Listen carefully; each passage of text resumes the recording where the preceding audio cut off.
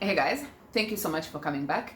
And as you'd never guess, today I'll be speaking about Einstellung Effect, which occurs when pre-existing knowledge prevents you from learning new things. Or say if you're trying to solve a problem and you've solved this problem before and you've gotten a solution before, chances are you are going to look at it the same way because you already know where you're going, you already know how to get there. So what you do is just follow the route and go to where you're going.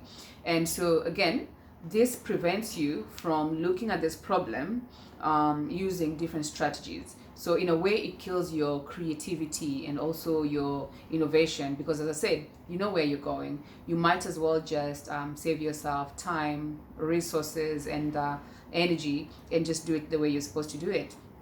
Not supposed to, but the way you did it last time. And sometimes the solution that we have might not even be the best, but you wouldn't know that because you haven't tried any other solutions.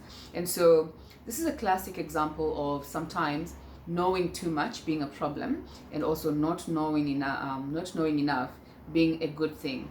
Because if you don't know something, if you don't know a solution to a problem, if you've never seen this problem before, chances are you're gonna try look at it using different angles, because we always want to find the best solution, and we never get the best solution looking at it one way. And so again, if you don't know enough, you look at it using different strategies. And this reminds me, I remember a colleague of mine who used to be a professional poker player. He told me one time that the hardest opponent he had to face were amateurs. Like, you'd imagine a professional poker player and an amateur, he'd have a field day, but apparently not. Because, first of all, an amateur comes here with no strategy, they have no idea what they're doing. And so, you, as a professional poker player, you'd never predict what this person is trying to do. And this is really as opposed to another professional player, because if they're facing an equally good poker player, this person has a strategy and this one also has a strategy, and you as an opponent, your goal is try predict what this person is going to do and try predict their next move and then counter that. But as an amateur who's just doing things, you'd never predict what they're gonna do next. So so he told me that was the most stressful people to face. And so again, also a classic example of sometimes not knowing too much being a problem. And so a takeaway from today's video is, whenever you're solving a problem, first, even if you've seen it before, try look at it in a different light.